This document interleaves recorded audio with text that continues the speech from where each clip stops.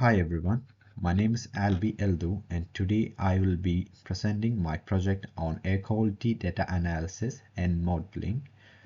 This study explores the use of data science and machine learning to understand and predict the data outcomes.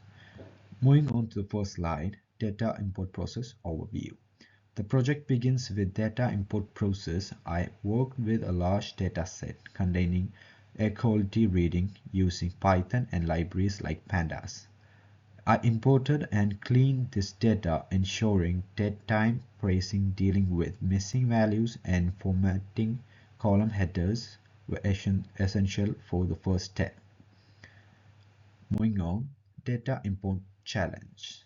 Some of the main challenges include consistent formats, large file size, and missing and corrupted data points.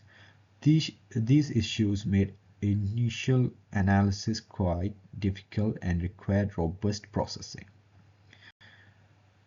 On the next slide, solution for data import challenges. To solve this, I use techniques like forward filling and interpolation for missing data, converted strings to datetime objects, and filtered out anomalies.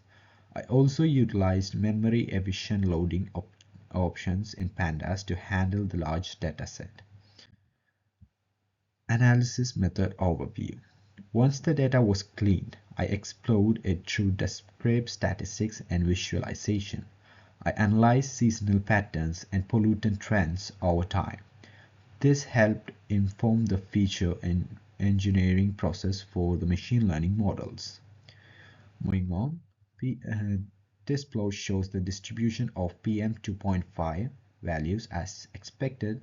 Values are right skewed, indicating that while most readings are low, there's a period of high pollution that need closer investigation. Here we see the correlation heat map. PM2.5 shows strong correlation with other pollutants and meteorological factors like humidity and temperature, which were used as input features in model training. Here, this chart compares actual PM2.5 reading against model prediction. The closer the points are to the diagonal line, the more accurate the model. As seen, the model performed reasonably well. Moving on, I have used machine learning models like linear regression and gradient boosting. In linear regression, I first used as a linear regression as a baseline model. It's simple, interpretable, and helps evaluate linear relationship in the data.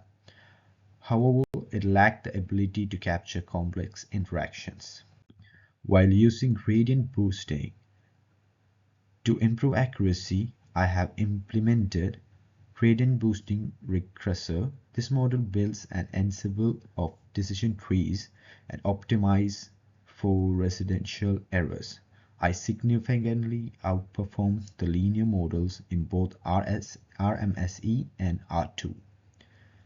Moving on, performance metrics. Here are the performance metrics. Gradient boosting showed a lower RMSE and higher R2 scores compared to linear regression, confirming its ability to generalize better to unseen data. Streamlit GUI app. To enhance accessibility, I built an interactive Streamlit application. Users can upload air quality data, visualize trends, and view predictions in real time, making the tool practical for policymakers or research. I have attached few snaps of my Streamlit application. Moving on, data quality issues and model constraints. Despite strong results, the model is limited by data quality. Outliers, sensor errors, and unmeasured variables more affect prediction. Model accuracy also depends on regional patterns and seasonality. Moving to the last slide, key findings and recommendations. In conclusion, PM2.5 can be modeled effectively using machine learning. I recommend expanding data sources, incorporating weather forecasts, and deploying the app for public use in high-risk regions. That's all. Thank you and have a nice day.